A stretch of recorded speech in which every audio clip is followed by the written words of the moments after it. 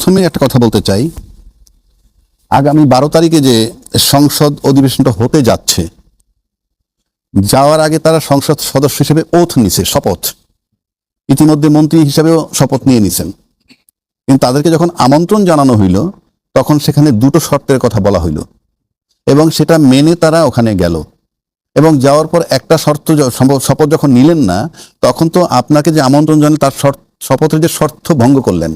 তারা একটা কারণ তো দেখিয়েছেন যে নির্বাচন কমিশনারের দুটি শপথ পড়ানোর এখতিয়ার আছে কিনা সেটি নিয়ে প্রশ্ন আছেন। সেটি আপনি যাবেন কেন তাহলে? আপনি তো চিঠিটা হাতে পেয়েছেন। চিঠিটা হাতে পাওয়ার যেটা একটা অশুদ্ধ, অনৈতিক বা নিয়মতান্ত্রিক না, নিয়ম বহির্ভূত। একটার ক্ষেত্রে তো নিয়মতান্ত্রিক। তো আপনি গেলেন কেন? একটার জন্য গেছে। আপনি কি যাওয়ার আগে বলছেন যে আমরা দুটা নিব না?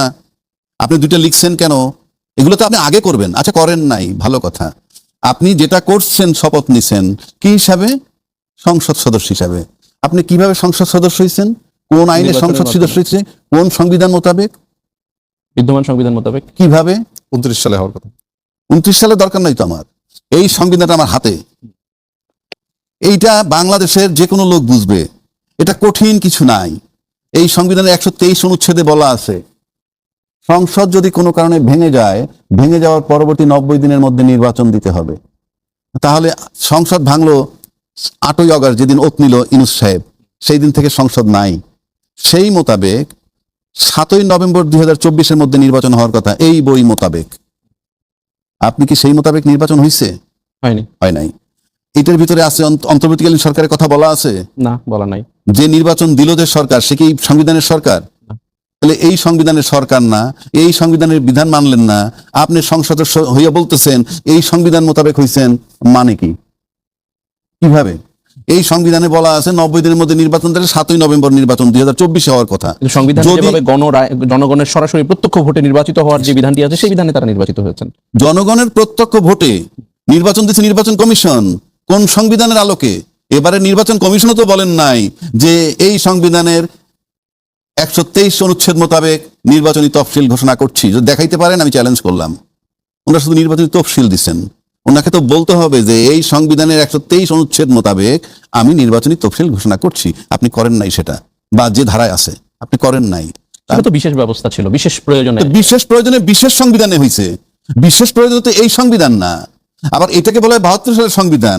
2016 সালে এটা সর্বশেষ সংশোধিত হয়েছে, 100বার সংশোধন হইল। 2016 সালের সংশোধন হওয়ার পর তখন এটা 72 সালের সংবিধান। ভালো কথা। তাহলে 24-এ যদি এটা সংস্কার হয়, তখনও তো এটা 72 সালের সংবিধানই হবে না। 2016-তে যখন সংশোধন হয়েছে, সেটা 72 সালের সংবিধানে ফিরে যাওয়া, কারণ ত্রয়োদশ সংশোধন অন্যান্য সংশোধনের যে পরিবর্তনগুলো এনেছিল, সেটি 17 বার সংশোধন হয়েছে। তো 72 সালে যে সংবিধান আছে তার 80 ভাগ নাই সংশোধন হইতে হইতে। কিন্তু আমি প্রশ্ন হচ্ছে, যখনই আপনি সংবিধান সংশোধন করেন, এটা 72 সালের সংবিধান। এক্স্যাক্টলি। তাহলে 24 সালে যদি আমি সংশোধন করি, ওটা 72 সালের সংবিধানই হবে। সংশোধিত সবসময় তো সংশোধিত। এবং যখনই সংশোধিত হবে, তখন সংশোধিত হওয়ার পর যেটা থাকে সেটা চলে, সেটা অফ, বাতিল। কিন্তু সংশোধন তো এখনো হয়নি। সংশোধন হয়নি, তো সংশোধন হওয়ার জন্য তো গণভোট হইলো। গণভোটটা লাগলো কেন সেটা বলি। গণভোটটা লাগলো এই কারণে, যদি সংবিধান মোতাবেক নির্বাচন হয় নাই। এই সংবিধান মোতাবেক যেহেতু নির্বাচন হয় নাই, আপনি তাইলে সংশোধন করবেন কিভাবে? এখন আসেন, 90 দিনের মধ্যে আপনি নির্বাচন করেন নাই। নির্বাচন করলেন কবে? 2026-এর ফেব্রুয়ারিতে। এই সংবিধানে কি বলা আছে যে সংসদ ভেঙে যাওয়ার পর যদি 90 দিনের মধ্যে নির্বাচন না হয়, তারপরে আপনি যখন মন চায় তখন করবেন, লেখা আছে? এর আগেও কিন্তু 111 এরকম একটি ঘটনা ঘটেছে। 111 ছিল তত্ত্বাবধায়ক সরকার। তখন সংবিধানে তত্ত্বাবধায়ক সরকার ছিল, তার মেয়াদ বাড়ছে, সেটা ভিন্ন কথা। তত্ত্বাবধায়ক সরকার শব্দটা ছিল। মেয়াদ বাড়াটাও তো সংবিধানের বাইরে না, তখন জরুরি অবস্থা ছিল। জরুরি অবস্থা তো ঘোষণা করা হয়নি। জরুরি অবস্থা ছিল, ঠিক আছে। আমি বলছি যে একটা সিভিল গভর্নমেন্টের ব্যাক বাই আর্মি ছিল এবং তত্ত্বাবধায়ক সরকার ছিল। এখন তত্ত্বাবধায়ক সরকার, সেই যেমন ইলেক্টেড গভর্নমেন্ট শেখ হাসিনা থেকে 15 বছর চালাইলো, টানা চালাইছে না? উনি তো নির্বাচিত সরকারই চালাইছেন। তো একইভাবে তত্ত্বাবধায়ক সরকার যে 2 বছর ছিল, জনগণ মেনে নিছে, কিন্তু শব্দটা ছিল তত্ত্বাবধায়ক সরকার এবং সেটা সংবিধানে ছিল। ওই সরকারটার নাম সংবিধানে ছিল, এইটার নাম কোথায়? এটা এই জন্যই তো অন্তর্বর্তীকালীন সরকার হয়েছে। অন্তর্বর্তীকালীন সরকারের সংবিধান কি এইটা? আপিল বিভাগের রায় নিয়ে 106। অন্তর্বর্তীকালীন সরকারের সংবিধান কি এইটা? না, এই সংবিধান অনুযায়ী অন্তর্বর্তীকালীন সরকারের সংবিধান এইটা, রাষ্ট্রপতি নাকি নির্বাচিত সরকারের সংবিধান এইটা? নির্বাচিত সরকারের সংবিধান। তাহলে অন্তর্বর্তীকালীন সরকারের সংবিধান এটা নয়। না, তারা তো এই সংবিধান অনুযায়ী রাষ্ট্রপতির কাছে শপথ নিয়েছেন। এই সংবিধান মোতাবেক নাই। বলছি আপনাকে, আপিল বিভাগের বলছি সরকারকে বসাইছে 106 মোতাবেক বসাই দিচ্ছেন যে আপনি বসেন। কি বসবেন? অন্তর্বর্তী সরকার হতে পারে। বসলো সরকার, বসার পর উনি যেটা করবেন সেটা ওনার সংবিধান। কিন্তু সেই সংবিধান আবার পরবর্তী সংসদে রেটিফাই হতে হবে। এটা হতে হবে। এখন আসেন, উনি যখন ওত নিচ্ছেন কি বলছেন?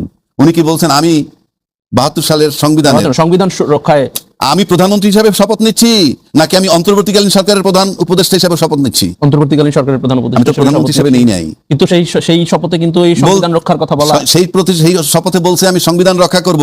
কোন সংবিধান? অন্তর্বর্তীকালীন সরকারের সংবিধান।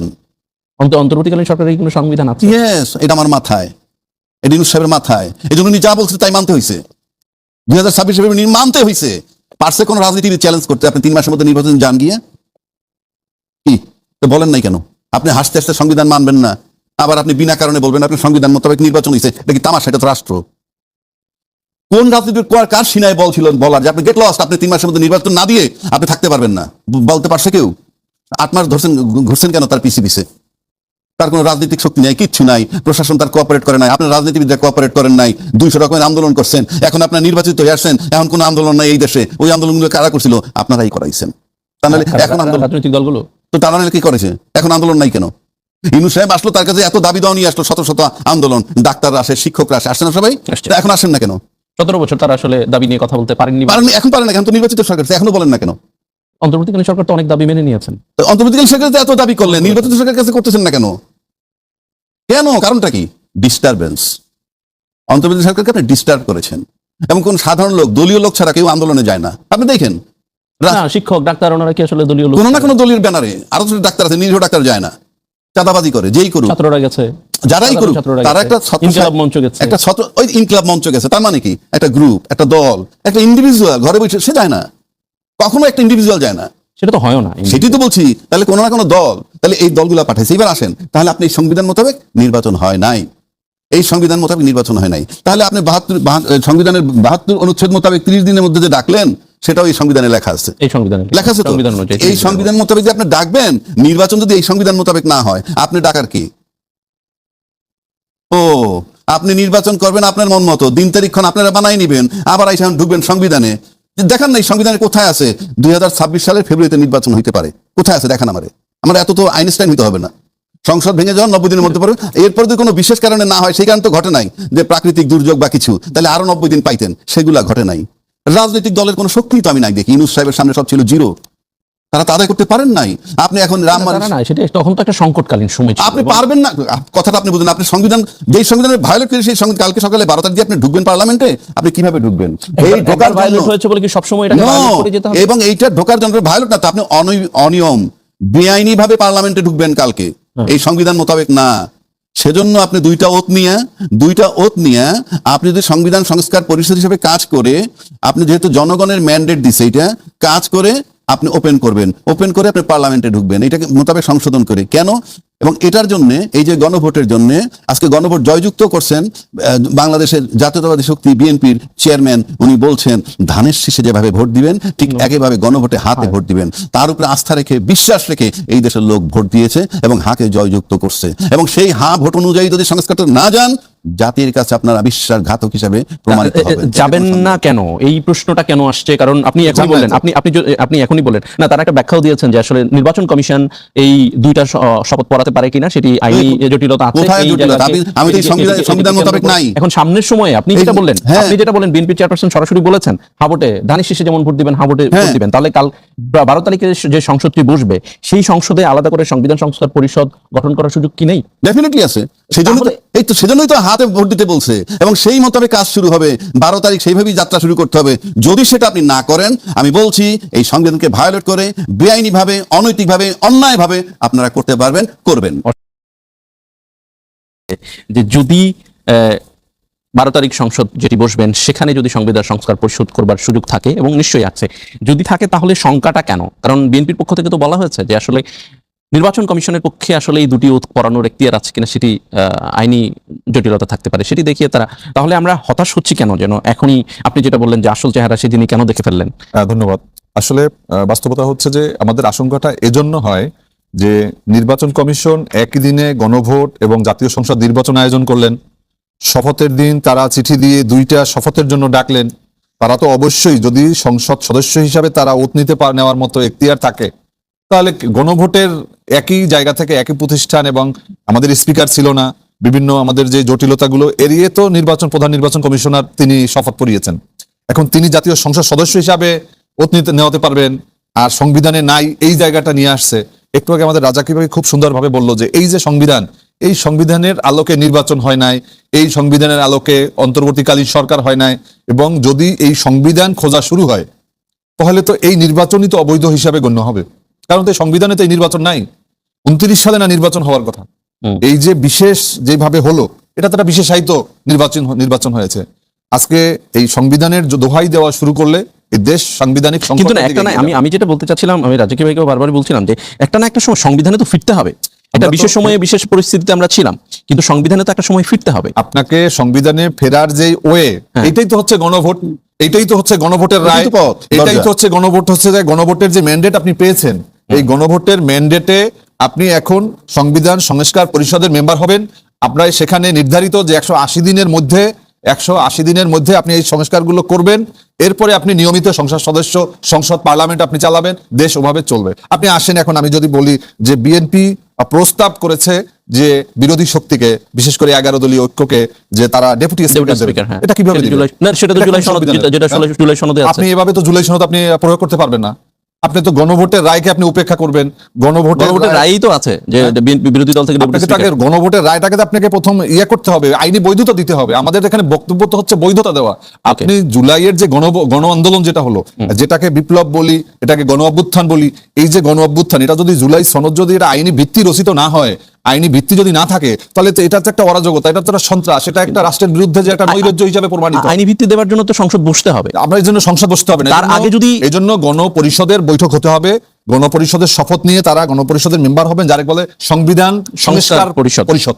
এই সংবিধান সংস্কার পরিষদেই এই যে সংস্কার হওয়ার জন্য, এটা তো মনে করেন আমরা যে রাজনৈতিক দলগুলো ফ্যাসিবাদ বিরোধী আন্দোলনে যারা ছিলাম, আমাদের ঐক্যমত্যের ভিত্তিতেই তো এটা আমরা ঐক্যমত্য হয়েছি। তারপর আমরা কেন এটা জনগণের কাছে পাঠালাম? আমি তখন বিএনপির সাথে একত্রে কাজ করেছি। তখনই আমাদের যারা এই আজকে 8 দলীয় জোটের ব্যানারে তাদের একটা দাবি ছিল যে আগে হতে হবে গিয়া এই গণপরিষদ নির্বাচন হতে হবে আগে। গণপরিষদের দাবি তারা তুলেছিলেন। আজকে তার যৌক্তিকতা প্রমাণিত হলো যে বিএনপি কেন সেদিন এই গণপরিষদের নির্বাচন চায় না। তাদের মাথার ভিতরে চায় না এই কারণে যে তারা এটাকে ভায়োলেট করবে, তারা এটাকে মানবে না, তারা এভাবে সংস্কার করবে না। ভায়োলেট কি করেছে এখনো পর্যন্ত? শপথ না নেওয়া পর্যন্ত। এখন তাদেরকে বলতে হবে, বা তাদের করণীয় হচ্ছে 12 তারিখে সংবিধান সংস্কার পরিষদের শপথ নেওয়া। প্রথমত আপনাকে তো রাস্তায়, আপনি বাসার ভিতরে ঢুকবেন বা অফিসে ঢোকার জন্য প্রথম তো আপনাকে গেট দিয়ে ঢুকতে হবে। গেট দিয়ে ঢোকার পরে তো আপনি ভিতরের কোন রুমে যাবেন, কোন রুমে বসবেন, আপনি সোফায় বসবেন না চেয়ারে বসবেন, এটা তো আপনার পরের ব্যাপার, কিন্তু প্রথম তো আপনাকে শপথ নিতে হবে। আপনি এর ভিতরে তো অনেক ধরনের আমরা দেখলাম, কেউ এখানে সংবিধানের ব্যাখ্যা দেওয়া শুরু করলেন, যেই সংবিধানের আলোকে আজকে নির্বাচন হয় নাই, যেই সংবিধানের আলোকে সংসদ হবে না, যেই সংবিধানের আলোকে রাষ্ট্র মেরামত হয় নাই। আজকে আমাদের সর্বপ্রথম আমাদের যে এখানে আমরা মনে করি যে এখানে যদি আমরা সমস্ত সংকট শেষ হয়ে যাবে, বেগম খালেদা জি আমাদের নেত্রী, দেশ নেত্রী, তিনি বলেছিলেন যে এই আমি ক্ষমতায় গেলে আমরা এই সংবিধানকে ছুঁড়ে ফেলে দেব। কারণ ছিল এই সংবিধানের ফ্যাসিজম সৃষ্টি হওয়ার অনেক অনুপান ছিল। যার কারণে আমরা দেখেছেন যে আমরা বিএনপি সহ আমরা সমস্ত দলগুলো ঐক্যমত্য হয়েছে বিভিন্ন জায়গাতে। আমাদের বাংলাদেশ ব্যাংকের গভর্নর আমরা দেখলাম তো, যেই 5 তারিখের পরে যারা নিয়োগ পেয়েছিল, যেই মানুষগুলো প্রশ্নের ঊর্ধ্বে ছিল, বিশেষ করে বাংলাদেশ ব্যাংকের যে গভর্নর হিসেবে যিনি ছিলেন, তাকে যেভাবে বের করে দেওয়া হয়েছে। সমালোচনাও কিন্তু আছে। সিএসআর, বাংলাদেশ ব্যাংকের সিএসআর ফান্ডের অর্থ নেওয়ার একমাত্র ব্যক্তি হচ্ছেন ছিল না, সেটি ছিল না। রতন ভাই আমাদের মাঝে এসে উপস্থিত আছেন, বিএনপি সংসদ সদস্য কামরুজ্জামান রতন, আপনাকে অসংখ্য ধন্যবাদ, কৃতজ্ঞতা। আমরা আলোচনা করছিলাম একেবারে যে প্রশ্নটা আবহানা রাজ্জাকি ভাই করেছেন, সেই প্রশ্নটাই সরাসরি আপনাকে থ্রো করতে চাই। আপনি আসার আগে সেই প্রশ্নটা, যে একই সাথে একই চিঠিতে দুটি শপথের জন্য আমন্ত্রিত হয়ে বিএনপি কেন একটি শপথ নিল, এবং সেই শুরুতেই এই আইন নিয়ম ভঙ্গ করে আগামী 12 তারিখে যে সংসদটি বসতে যাচ্ছে, সেই সংসদটি আসলে কতটা জনগণের প্রত্যাশা পূরণ করবে, বা জুলাই সনদ বাস্তবায়নে কতটা আন্তরিক হবে? রাজ্জাকি ভাই কিভাবে কি ব্যাখ্যা দিয়েছেন, ওনার মতো বুদ্ধ মানুষের ব্যাখ্যাটা শুনে আমার একটু প্রশ্নের উত্তরটা দিতে সহজ হতো। আর আমার দীর্ঘদিনের আমাদেরই সাথী ইরান ভাই, উনি অনেক সংগ্রামের মধ্যে দিয়ে আমার কি জীবন একটা শঙ্কার মধ্যে ছিলেন। তারপর উনি আমাদের কাতারি আছেন, আমি মনে করি যে উনি সংগ্রামী কাফেলায় এখনো আছেন। উনি অধিকার আদায়ের প্রশ্নে উনি অনেকগুলো প্রশ্ন উত্থাপন করেছেন। এখন দেখেন, আমরা কখনই কিন্তু ওয়াদা বরখলাপ করবো না। এটা কিন্তু আজকে দেখেন সালাউদ্দিন সাহেব যে কথা বলেছে, যে আমরা জুলাই সনদের যেগুলো নোট অফ ডিসেন্টের বাইরে যতগুলো আছে আমরা সেটা অক্ষর অক্ষরে পালন করবো। এখন রাজনীতিতে কৌশল থাকবে। আমাদের দলের একটা রাজনৈতিক স্ট্র্যাটেজির মধ্যে আমরা কিভাবে প্রথমে আপনি যেটা বলেছেন যে আমরা একই শপথ নিয়েছি, একই দিনে দুইটা আমাদের শপথ নেওয়ার কথা ছিল না, এরকম কোনো কথা আমাদের কোনো বললেন যে চিঠিতে নাকি এরকম ছিল যে দুটি চিঠিতে উল্লেখ ছিল এটা। নির্বাচন আমাদের বাংলাদেশে যদি আমি সবই ধরেন, আপনি যদি বলেন এই বাংলাদেশে এই পর্যন্ত যা হয়েছে জুলাই অভ্যুত্থানের পরে, আপনি সবই যদি বলেন সবই গণ অভ্যুত্থান যেটা হয়েছে তৎপরবর্তীতে যা হয়েছে ওইটা কোনটাই সংবিধানের মধ্যে নেই, আবার যেটা হয়েছে কোনটা সংবিধানের সবার সম্মিলিত একটা মতামতের ভিত্তিতে কিন্তু হয়েছে। যদি এটা অবৈধ হয়ে থাকে এটার ভাগিদার সবাই। আবার এখন আমরা যতটুকু আমরা এগিয়ে নিয়ে যাব এবং যতটুকু সাংবিধানিকভাবে একটা রাষ্ট্রের অবকাঠামোকে রাষ্ট্রকে এগিয়ে নেওয়ার জন্য যাই করব, কেউ কিন্তু এর দায় এড়াতে পারবো না। এখন আমি যা আজকে বলছি বা ওনারা এই ফ্লোর থেকে আজকে তো ইরান ভাই তো আমাদের সাথে থেকেই তো আমাদের কণ্ঠের আওয়াজ মিলে কিন্তু একই কণ্ঠে মিলিতভাবে কিন্তু কথাটা বলা উচিত ছিল। আজকে হয়তো প্ল্যাটফর্মটা ভিন্ন, কিন্তু অধিকার আদায়ের প্রশ্নে আমি কখনই বলবো না ইরানি ভাই রাজ্জাকি ভাইরা কাউকে ছেড়ে কথা বলবে বা ওনাদের ক্ষুরদার লেখনীতে বা ওনাদের কথার মারপিছে বা ওনারা যেটা বলবে জাতির উদ্দেশ্যে বলবে, কিন্তু সেইখান থেকে জাতীয়তাবাদী দল আজকে সংখ্যাগরিষ্ঠতার মধ্যে দিয়ে শপথ দিয়েছে, রাষ্ট্রীয় ক্ষমতায় তারা ক্ষমতায় দায়িত্ব নিয়েছে। কিন্তু তার মানে এই না যে রাজনীতিতে অনেক সময় অনেক কথা বলে, আবার কথা বলার ফাঁকেও কিন্তু কথা থেকে যায়। আপনারা দেখেন যে সংসদটা বসবে এবং এই সংসদ বসার পরে আপনারা যে দাবিগুলো উত্তর সংসদে আলোচনা হবে, আলোচনার পরে যেগুলো নোট অফ ডিসেন্টের বাইরে 30টার ব্যাপারে কিন্তু ঐকমত হয়েছে। আমি যতটুকু আগামীকাল আমাদের পার্লামেন্ট কমিটির মেম্বার আমাদের মিটিং হবে, সুতরাং এইটা নিয়ে কিন্তু পার্লামেন্ট মিটিংও কিন্তু অনেকগুলো আলোচনা হবে। ওই আলোচনায় এখনো আমরা অংশগ্রহণ করিনি এবং আমাদের মতামতটাও কিন্তু আমাদের হাউসে এখন আলোচনা হয়নি। সুতরাং ইরান ভাই বা রাজ্জাকি ভাই এখন যদি সন্দেহ পোষণ করতে ওনাদের অধিকার আছে, সেটা সন্দেহ পোষণ করে বা একটা অস্থিরতা বলবো না, ওনারা যেটা বলছে আমি কনফিডেন্টলি, আমি একজন পার্লামেন্টের মেম্বার হিসেবে আমরা তো কালকে যাব, নিশ্চয়ই আমাদের মতামতের ভিত্তিতে তো এখানে একটা সম্মিলিত একটা মতামত আসবে। কিন্তু যেটা গণদাবি জুলাই সনদের বিপক্ষে বিএনপির অবস্থান, এইভাবে বিএনপিকে ট্যাগিং করার সময় কিন্তু এখন আসেনি। আপনারা লেটস সি, আপনারা দেখেন, আমার মনে হয় যেহেতু সংগ্রামটা আমরা সবাই একসাথে করেছি, ওনাদের কণ্ঠে যেভাবে আওয়াজ উঠেছে, এই আওয়াজটা কিন্তু আমরা যারা রাজপথে আন্দোলনে ছিলাম, রাজ্জাকি ভাই যখন কথা বলতেন তখন মনে হয় যে রাজপথের একটা বজ্রকণ্ঠের আওয়াজের চেয়ে ওনার কথাগুলো মানুষকে ইন্সপায়ার করছে। সুতরাং রাজ্জাকি ভাইয়ের কণ্ঠ থেমে থাকবে না, ইরানি ভাইয়ের ওরকম যদি অনিয়ম ব্যত্যয় হয় নিশ্চয়ই আমরা ওরকম কিছু করবো না যেটার জন্য কোনো সুযোগ থাকবে রাজপথে নিয়ে আন্দোলন করার। কিন্তু এই যে রাজ্জাকি ভাই এর সাথে সবচেয়ে বড় প্রশ্ন যেটি করেছেন যে সবকিছু আইনের ভেতরে থেকে করবার বিএনপির যে একটা প্রবণতা, এখন সংবিধানের ভেতরে থেকে করবার যে একটা প্রবণতা, তাহলে 5 আগস্ট কিভাবে হলো, 8 আগস্টে কিভাবে সরকার দায়িত্ব নিল, 3 মাসের মধ্যে কেন নির্বাচন হলো না, সবগুলোই তো আসলে বিশেষ বিবেচনায় হয়েছে, বিশেষ ব্যবস্থায় হয়েছে। তাহলে এখন কেন বিএনপি সংবিধান আইন এগুলোকে আমি তো প্রথমে আলোচনার প্রথমে বলেছি যে আপনি ধরলে সবটাই সংবিধানের বাইরে, আবার সবটাই সংবিধানের মধ্যে, কিন্তু সবাই কিন্তু জায়েজ করে নিয়েছি। এবং এইটার দায় থেকে এবং এইটার যদি ভবিষ্যতে জুলাই অভ্যুত্থানের কারণে যদি কারো আবার একিউজড হয়, সেটা তো ডক্টর ইউনূস থেকে আরম্ভ করে সবাই তো কম বেশি হবো। সুতরাং আমরা মনে হয় না ওই পথে আমাদেরকে আর বেশি দূর এগোতে হবে বা এই ব্যাপারে আর কথা বলে অন্ততপক্ষে এইখানে আমরা ঝড় তুলবো সেটা বোধ আর সুযোগটা ধন্যবাদ। রাজ্জাকি ভাইয়ের কাছে আসতে চাই, একেবারে সরাসরি আমি কোট করতে চাই, নোট অফ ডিসেন্টের আলোকে বিএনপির ইশতেহারেও বলা আছে নোট অফ ডিসেন্টের আলোকে আমি বুঝি আপনি জুলাই সনদ বাস্তবায়ন করবে। তাহলে বিষয়টা হচ্ছে যে রতন ভাই হলো একজন রাজনীতিবিদ, পোর খাওয়া রাজনীতিবিদ, বিচক্ষণ রাজনীতি, শিয়ান জিনিস। আমি ছাত্র সবটাই পজিটিভ অর্থে বলছি, আমি কোনো টিজিং বা তিরস্কার অর্থে না। এই যে বললাম শিয়ান, এটাও কিন্তু পজিটিভ অর্থে। ওনার কথার ভিতরে কিন্তু একটা জিনিস বেরোয় আসছে যে ইনফ্যাক্ট আমরা সংবিধানে নাই, ভালো কথা নাই, সংবিধানের বাইরেই আছি, কিন্তু আমরা যেটা একটা নির্বাচন করে ফেলছি, আমরা একটা জায়গায় যাই, আমরা ভুল শুদ্ধ দেখবো, এটা হলো ওনার বক্তব্য। সেটা তো আমি একমত, কিন্তু আপনি বারবার সংবিধানের কথা কেন বলছেন? সংবিধান মোতাবেক আমরা আছি, সংবিধানে এইটা নাই বলেই তো এত কিছু। আমি বহুবার টকশোতে বলেছি, যেদিন শেখ হাসিনা চলে গেছে এই সংবিধানের কোথাও বলা নাই পালায় গেলে কি হবে, সেই দিন থেকে ফুল স্টপ, এই সংবিধানটা থেমে গেছে, জাস্ট থেমে গেছে। আমাদের এই সংবিধান, আমাদের এখন প্রযোজনা থেকে একটা প্রশ্ন আসছে যে সংবিধান বড় নাকি জনগণ? সেটাই বলছি, সেটা যদি আপনি আসেন, সেজন্যই জনগণ। সংবিধান সংশোধন করে পার্লামেন্টে 300 জন এমপি গিয়ে, সেই 300 জন এমপি 2/3 মেজরিটি না পাইলে এই সংবিধান 17 বার অ্যামেন্ডমেন্ট করা খুব কঠিন হইতো, অনেক কাঠখড় পোড়াইতে হইতো। যেহেতু 2/3 মেজরিটি নিয়ে করছে, সবসময় সংবিধান একতরফা সংশোধন হয়েছে। আর একতরফা সংশোধন মানেই এটা কোনোদিন সংশোধন হয় না, এটা সব আমার পক্ষের। আজকে যদি এমন হইতো যে সংশোধন করতে গিয়ে 2/3 মেজরিটি জোগাড় করতে অন্য দলের টাকা লাগতো, টের পাইতো যে সংবিধান সংশোধন কাকে বলে, কত প্রকার ও কি কি।